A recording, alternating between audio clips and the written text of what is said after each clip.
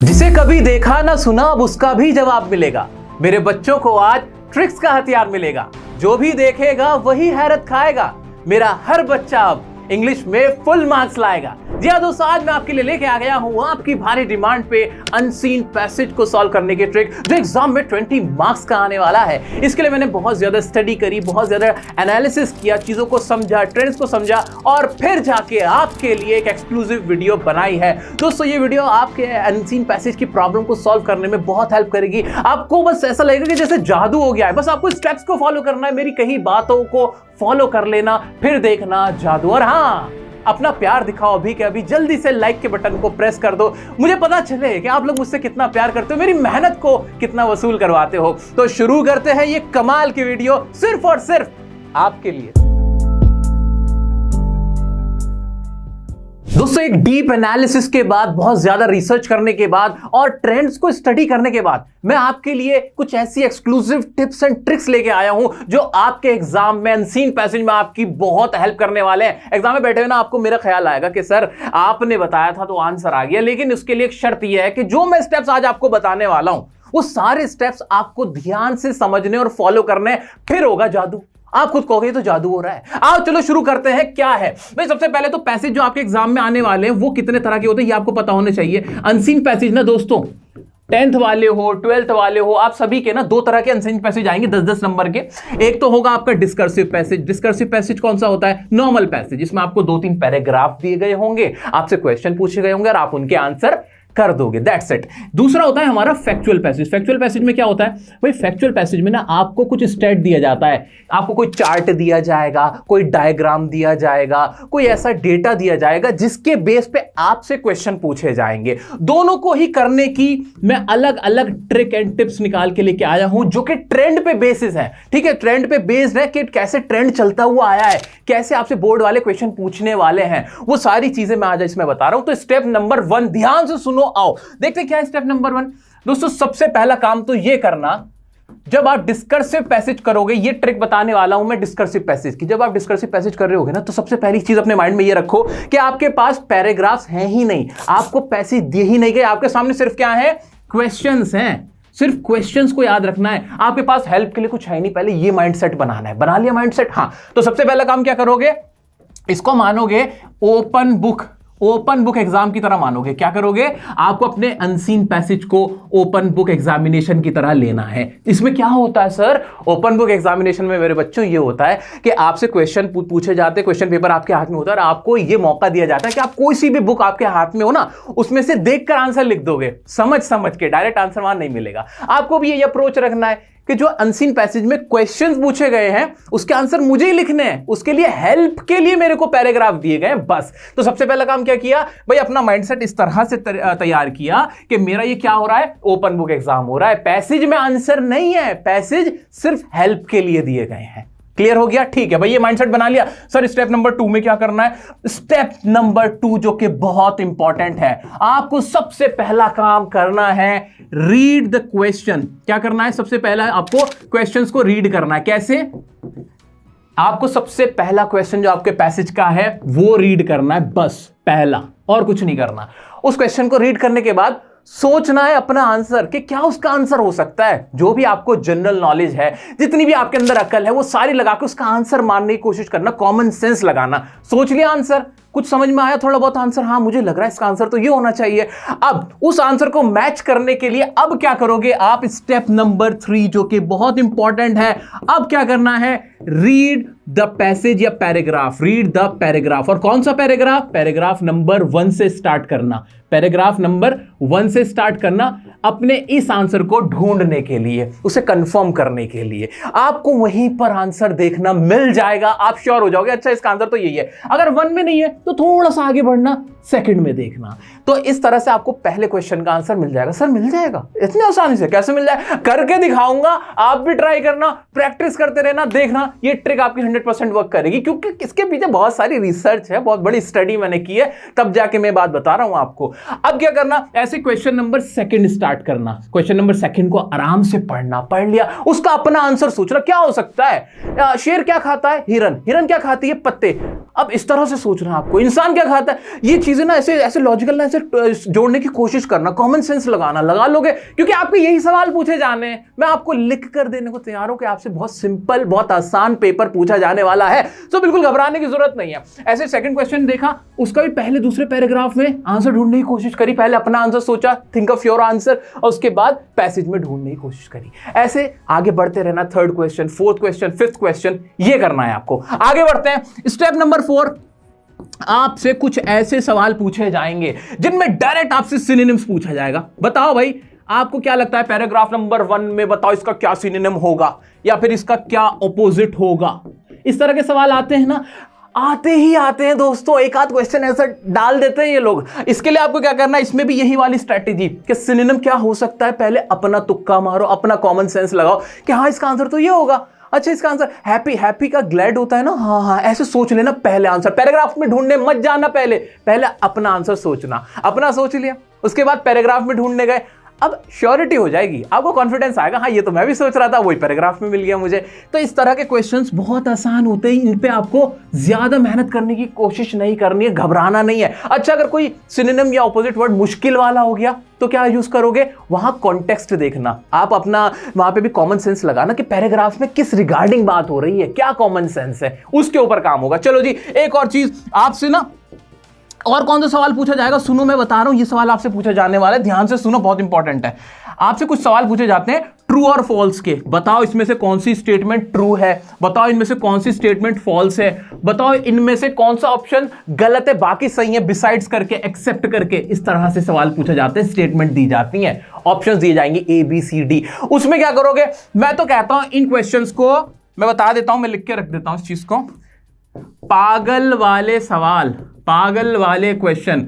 अभी पागल वाले क्यों कहता हूं मैं इन्हें, अरे क्योंकि इसके अंदर जो ऑप्शंस दिए गए होते हैं ना, जो गलत ऑप्शन होता है, जो ऑप्शंस होते हैं वो इतने गलत होते हैं, इतने वाहियात होते हैं कि बहुत हिलेरियस होते हैं कि आपका पेट दुख जाएगा। एग्जाम में हंस रहे हो, आप हंस रहे हो, टीचर कह रहा पता नहीं इसको कौन सा दौरा पड़ा, ये क्यों हंस रहा है, लगता है ये पागल हो गया। लेकिन ऐसा होता है दोस्तों, क्यों, ये जो स्टेटमेंट्स होती है ना, बहुत ही लॉजिकल देते हैं, बहुत ही आसान देते हैं। 10th वालों तुम्हारी तो बहुत ही आसान आने वाली है, तो इसमें ना बड़ी लॉजिकल सी स्टेटमेंट्स होती हैं। इस तरह के क्वेश्चन को तो एकदम कर डालना, देख लेना जहां भी लॉजिकल लगे। यार सीधी सी बात है, आपसे कोई कहने लगे शेर ना बड़े होके भी दूध ही पीता रहता है, अरे आज बकरी ने ना गधे को खा लिया, अब आप क्या होगा, क्या बातें कर रहे हो, क्या ये कैसी कैसी बातें कर रहे हो। तो इस तरह के ही इसमें यहाँ पे स्टेटमेंट होती हैं, तो ये बहुत आसान होते हैं, ये आपको जरूर करने। एक और चीज, एक और मैं आपको एनालिसिस बता देता हूं। स्टेप नंबर 6 क्या है वो देखो, बहुत इंपॉर्टेंट है ये भी दोस्तों। एक चीज मैंने जो एनालाइज की है, नोटिस की है, वो ये है कि जो आपके स्टार्टिंग के क्वेश्चंस होते हैं ना, पैराग्राफ के स्टार्टिंग के जो क्वेश्चंस होते हैं, वो आपके स्टार्टिंग के पैराग्राफ से लिए जाते हैं। जो शुरू के 2, 4, 5 क्वेश्चंस होते हैं ना, उनके आंसर कहीं ना कहीं रिलेटेड होते हैं स्टार्टिंग के पैराग्राफ्स में, वहां आपको उनके आंसर मिलेंगे। और जो लेटर क्वेश्चंस होते हैं, जो नीचे के क्वेश्चंस होते हैं, उनके लिए नीचे के पैराग्राफ से पूछे जाते हैं, वो जो आपके नीचे के पैराग्राफ्स होते हैं उनमें। ये ट्रेंड कहता है, और उम्मीद है यही ट्रेंड फॉलो भी होना है कि शुरू के क्वेश्चंस शुरू के पैराग्राफ्स में। अगर आपकी किस्मत बहुत ज्यादा खराब ना हुई तो आपका कोई उल्टा पुल्टा क्वेश्चन आ जाएगा, लेकिन वो आसान होगा, फिर वो आसान होगा। लेकिन आपको ये स्टेप्स याद रखने हैं, आपकी कामयाबी देखना आपके हाथ में जादू होगा। दोबारा से एक बार देखते हैं, सर करके भी दिखाऊंगा, अभी करके दिखाऊंगा, अभी करके दिखाऊंगा, आपका ही सैंपल पेपर सॉल्व होगा। चलो जी, पहला काम क्या करना है भाई, पहला याद रखना है ओपन बुक एग्जाम है, सिर्फ क्वेश्चन दिए गए, मुझे ही आंसर सोच के लिखने, कहीं पर आंसर मिलेगा नहीं। सेकेंडली, आपको क्वेश्चन को पहले पढ़ना है, पहला क्वेश्चन पढ़ना है, अपना आंसर सोचना है, पैराग्राफ में देखना है, बात खत्म। कुल मिला के यही स्टेप्स हैं जो आपको फॉलो करने हैं डिस्कर्सिव पैसेज में। आओ चलो अब करते हैं डिस्कर्सिव पैसेज। एक और बात याद आ गई, क्या, एक पूछ लिया जाता है आपसे सवाल टाइटल का, टाइटल दे दो। अगर आपकी किस्मत बहुत अच्छी रही ना, ये वाला सवाल आपका आ जाएगा, टाइटल दे दो, और दे देना टाइटल, टाइटल में क्या रखा है, इसमें 1 नंबर आपका हो जाएगा। टाइटल कैसा होना चाहिए, शॉर्ट होना चाहिए, पैराग्राफ से रिलेटेड होना चाहिए, पैसेज से, बस इतना काम कर लेना और टाइटल वाला क्वेश्चन भी आपका हो जाएगा। तो देखा जाए 3-4 क्वेश्चन तो ऐसे ही बन गए फ्री वाले। आज देखते हैं, अब मुझसे रहा नहीं जा रहा, सैंपल पेपर देखते हैं। अभी मजा आएगा ना भिड़ो। दोस्तों अभी आपके सामने एक सैंपल पेपर है। एक सैंपल पेपर मेरा नहीं है, आपके बोर्ड का ही पेपर है, उनका ही दिया पेपर है। उसको सॉल्व करने की कोशिश करेंगे। तो जैसे हमने हमारा माइंडसेट बनाया है, हम तो ये मान ही नहीं रहे कि हमें हेल्प के लिए इस तरह के पैराग्राफ दिए गए हैं। हम तो डायरेक्टली क्वेश्चंस को देखने वाले हैं। गए हम क्वेश्चंस के पास, क्वेश्चन कहां है, क्वेश्चन कहां है, क्वेश्चन कहां है। अब क्वेश्चन को ढूंढते ढूंढते हम यहां पे आ गए। हमसे पहला सवाल पूछा गया है, based on your understanding of the passage answer the questions given below. आपको अपनी अंडरस्टैंडिंग दिखानी है। अंडरस्टैंडिंग, चलो अंडरस्टैंडिंग दिखाते हैं, आंसर करते हैं। Complete the sentence by choosing N appropriate option. आपको एक ऑप्शन चूज करना है, इसे कंप्लीट करना है।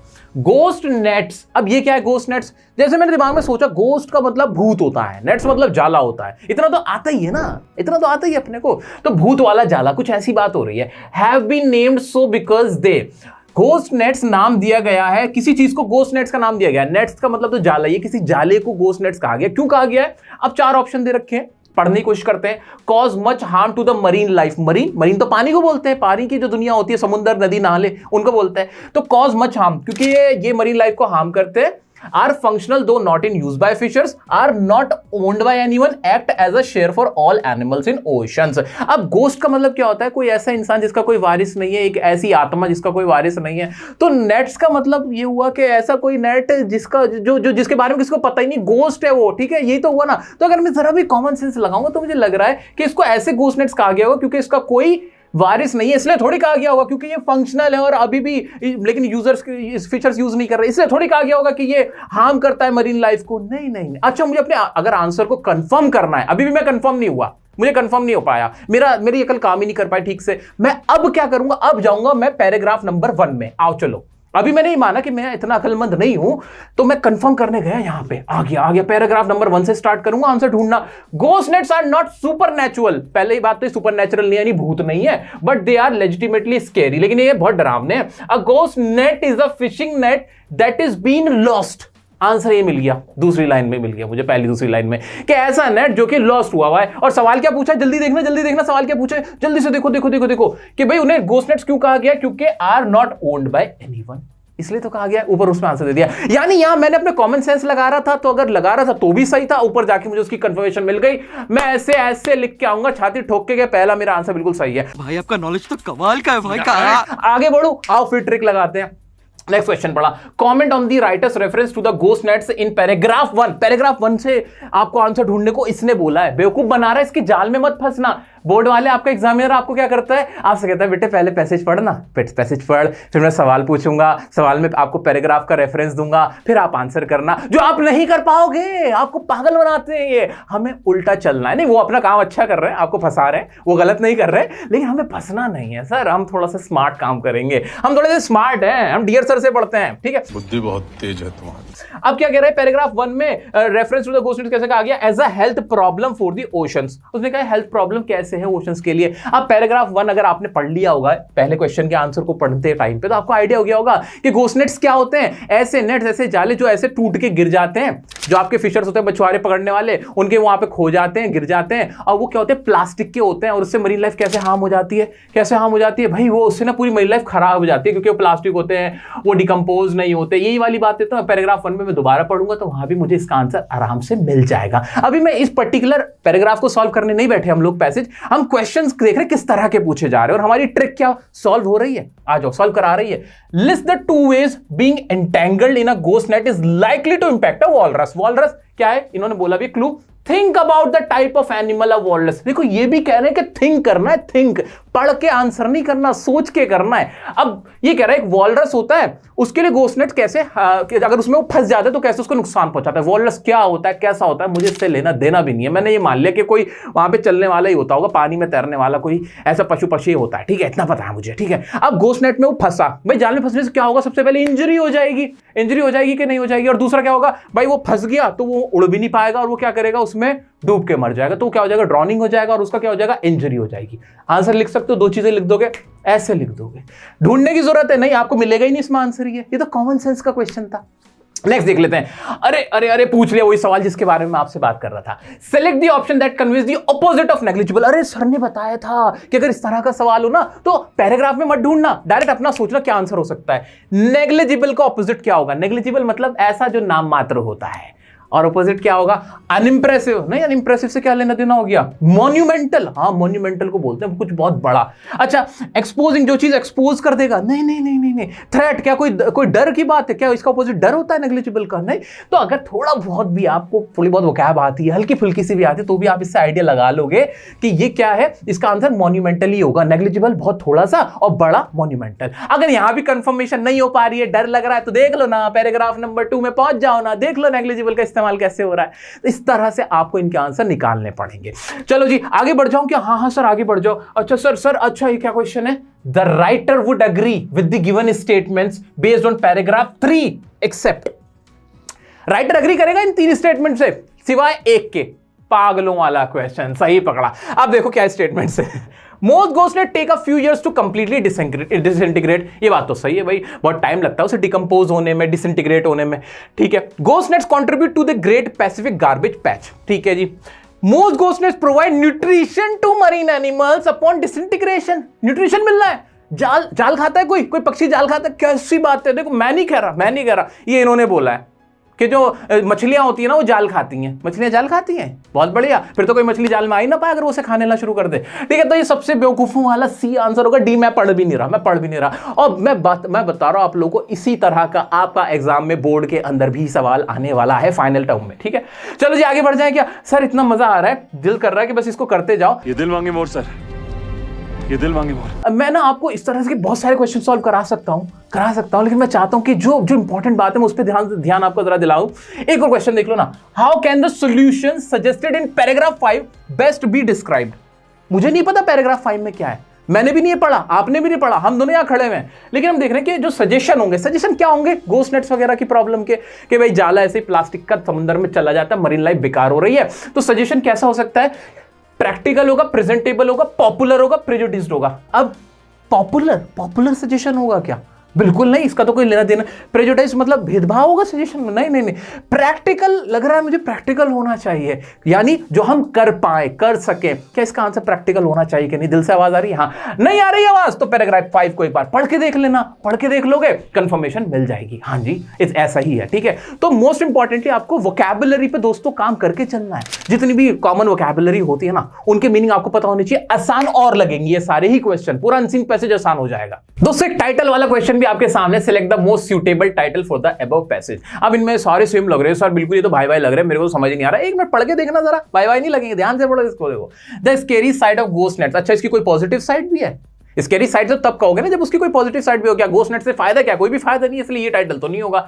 एक है ghost nets a result of human dominance. क्या ह्यूमन डोमिनेंस को दिखा रहा है? क्या इंसान का उसने पूरा डोमिनेट कर लिया मरीन लाइफ पे, हम ही तो कब्जा करके बैठ गए ना? ऐसा थोड़ी वहां रह रही है भाई, शार्क वार्क का है दबदबा, अच्छा खासा बना हुआ है। नेक्स्ट है ghost nets a menace to marine life. क्या एक डेंजर है मरीन लाइफ के लिए? ये मेरे को लग रहा है यहाँ सही बैठ रहा है। तो ये वाला आंसर इस तरह से हमारा सही बैठेगा, क्योंकि जो हमने बाकी आंसर देखे अगर उनकी गहराई में जाके देखोगे ना तो वो सही नहीं होंगे। तो आपको यहाँ भी बस इनको पढ़ है, कॉमन सेंस लगाना है, पैसेज में इनका आंसर ढूंढोगे, कुछ नहीं मिलने वाला।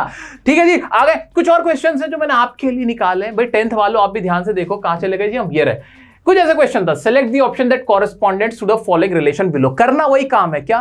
क्वेश्चन पहले पढ़ना है। मुझे नहीं पता, ये दूसरा क्वेश्चन है, इसके पैराग्राफ्स मैंने नहीं पढ़े, मैं डायरेक्ट क्वेश्चन पढ़ रहा हूं। पढ़ोगे मेरे साथ? जरा देना इसका आंसर। आओ चलो कॉमन सेंस लगाओ। The more incredible the mountains the greater the thrill. दोनों चीजें बड़ी बड़ी दिखाई, मोर इनक्रेडिबल, ग्रेटर थ्रिल्स। ठीक है, ऊंची हो गई। चलो मैं हाथ नीचे नहीं करूंगा, आप ध्यान से देखो, ध्यान से देखो। The higher the stamina the lower. क्या दोनों चीजें सेम है? नहीं, स्टेमिना तो हायर है, लोअर को दिखा रहा है। नहीं, ये बात सेम नहीं हुई। Next, the more you love the lesser you will more love. ये लेस हो रहा है, नहीं ये भी नहीं है। आगे बढ़ो। The smaller the car the bigger the advantage. Smaller the car bigger advantage, नहीं ये भी नहीं है। क्या था? The heavier the luggage the heavier the penalty. क्या ये सही आंसर है? हाँ है, मेरे हाथ दुख गए। लेकिन देखो कितना कॉमन सेंस वाला क्वेश्चन था। सच में मैंने ना यहाँ मजे लेते हुए आपको सॉल्व करा, और आप भी मजे लेते हुए करोगे। घबराने का नहीं है, पढ़ना, कॉमन सेंस लगाना, और फिर ढूंढना पैराग्राफ नंबर 1 में जाके, पैराग्राफ नंबर 1 में जाके ये क्या है, थोड़ा सा अपने आप को श्योर करने के लिए। ऐसे जैसे एक क्वेश्चन है, So mountain climbing is undoubtedly one of the most popular adventure sports. Paragraph 1, mountain climbing सबसे ज्यादा एडवेंचर स्पोर्ट है। इससे राइटर क्या कहना चाह रहा है? इससे क्या दिखता है राइटर का?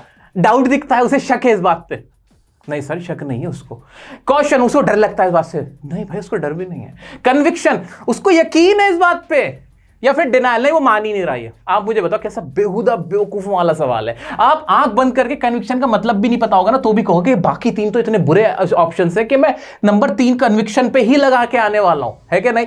ऐसे आपको इनको सॉल्व करना है डिस्कर्सिव पैसेज को। आओ चलो बात करते हैं आपके फैक्चुअल पैसेज की, लेकिन उससे पहले सुनो अब करना क्या है। आपको करना क्या है, जो सैंपल पेपर आपके पास हो, जो मटेरियल आपके पास हो, यही मेरी बताई हुई ट्रिक लगा लगा के दबा के सॉल्व करना, एक मेंटेलिटी बनाना कॉमन सेंस की। अपनी वोकैब पावर को जितना मजबूत कर लोगे, जितनी वोकैबुलरी याद करोगे ना, इसी तरह पढ़ते पढ़ते याद हो जाएगी, इसी तरह पढ़ते पढ़ते याद हो जाएगी, उतना अच्छा आपका अनसीन पैसेज होगा। मुझसे आप लिख के रख लो। आओ अब फैक्चुअल पैसेज के बारे में कुछ बातें बताता हूं। अच्छा दोस्तों, बिल्कुल घबराने की जरूरत नहीं, कोई भी डाउट आता है इंस्टाग्राम पे पूछ ले तो मैं पर्सनली आपको रिप्लाई करता हूं। तो ये मत सोचना कि हमारा साथ यहीं तक का था कि वीडियो में अगर कोई डाउट आए और आपको नहीं उसका जवाब मिल पाएगा, आपको और भी वीडियोस भी मिलते रहेंगी। लेकिन अभी मैं बात करने वाला हूं फैक्चुअल पैसेज की। ध्यान से देखो फैक्चुअल पैसेज क्या होता है। उसके अंदर जैसा कि आपको पता है कि चार्ट होता है, डेटा होता है, उसके ऊपर सवाल पूछे जाते हैं। अब इसकी टिप्स एंड ट्रिक्स अलग है, इसका ट्रेंड अलग है। आपको करना क्या, सबसे पहला काम, क्वेश्चंस डेटा से पूछे जाएंगे। ये चीज याद रखनी है, जो भी आपसे इसके अंदर सवाल पूछे जाएंगे वो डेटा से ही होंगे। जो भी आपको चार्ट वगैरह दिया होता है ना, उससे पूछे जाते हैं। तो उसके लिए क्या करना है आपको, go through the whole passage focusing on data. इसमें आपको शुरुआत से ही पूरे पैसेज को पढ़ना पड़ेगा। यही आपकी स्मार्ट मूव है। पढ़ने के बाद क्या करोगे आप, डेटा पे लेकिन फोकस करना है, गो थ्रू करना है, ऐसे ऐसे ऐसे पूरा समझने की कोशिश मत करना, हल्का हल्का रखना। असली क्या समझना है, डेटा को समझना। असली वो जो चार्ट दिया गया है, वो जो डायग्राम दिया गया है, उसमें क्या बातें की गई हैं, क्या क्या नंबर्स दिए गए, क्या परसेंटेज किसका कितना है, वो समझने की कोशिश करना। मेनली उस पर ध्यान देना, ठीक है? बाकी का जो पैसेज है वो ठीक है, सो है, लेकिन जहां भी आपको कोई फिगर दिखे ना, उस फिगर पे ध्यान से पढ़ना कि यार ये फिगर क्या है। अब देखना क्वेश्चन वहीं से पूछे गए होंगे। आ जाओ चलो जी। Spend 5 to 7 minutes to understand the given data. आप 7 मिनट 8 मिनट भी लगा दोगे ना, कोई दिक्कत नहीं है। आप डेटा को समझने में लगाओ। ये समझने की आपको अभी से प्रैक्टिस करनी है। अभी प्रैक्टिस करोगे ना इस तरह के डेटा को, तो आपको फिर आसान लगने लगेगा, इजी लगेगा। सबसे आसान होता है फैक्चुअल पैसेज, जिसके क्वेश्चन सबसे आसान होते हैं। फिर आपको क्या करना है, अब आपको क्या करना है, अटेम्प्ट द क्वेश्चंस। अब क्वेश्चंस को आपको अटेम्प्ट करना है और देखना आपके डेटा वाले क्वेश्चंस ही होंगे। अब क्या होंगे, आपके डेटा वाले क्वेश्चंस ही होंगे। अटेम्प्ट दी डेटा बेस्ड क्वेश्चंस फर्स्ट। सबसे पहले जो डेटा बेस्ड क्वेश्चंस है ना, थियोरेटिकल क्वेश्चन छोड़ना, डेटा बेस्ड क्वेश्चंस को क्या करना, अटेम्प्ट करना। जिसमें पूछा गया होता है कि 2014 के अंदर कहा गया है कि 50% लोग ऐसे थे, बताओ क्या यह बात सही है, कि ट्रू है कि फॉल्स है। बड़े बड़े इसमें तो बहुत ही हंसी मजाक वाले क्वेश्चन पूछे जाते हैं डेटा बेस्ड, ठीक है? तो दोस्तों टाइम की थोड़ी कमी है, मैं चाहता हूं कि ये वीडियो बहुत ज्यादा लॉन्ग ना हो जाए। इसके ऊपर अभी हम और लाइव सेशन करेंगे, उसमें भी आपके रिविजन कराऊंगा, प्रैक्टिस कराऊंगा। आप इस तरह के फैक्चुअल पैसेज को भी सिर्फ इसी स्ट्रैटेजी के साथ फॉलो कीजिए, प्रैक्टिस कीजिए, रिविजन कीजिए। कहीं कोई डाउट आता है मुझसे पूछिए। नेक्स्ट वीडियो कौन से टॉपिक पे चाहिए जल्दी बताइए। अभी अपनी प्रैक्टिस स्टार्ट कीजिए। एक और वीडियो इसी तरह की एक और लेके वीडियो हम आएंगे। साथ ही आपकी पूरी ग्रामर मैं कराऊंगा, don't worry about it. 9th 10th 11th 12th वालों बेफिक्र और लिटरेचर वगैरह भी आपकी धीरे धीरे अब वीडियोस आनी शुरू हो जाएंगी। तो मिलते हैं नेक्स्ट वीडियो में नेक्स्ट टॉपिक के साथ। तब तक के लिए बने रहें मेरे साथ, डियर सर के साथ।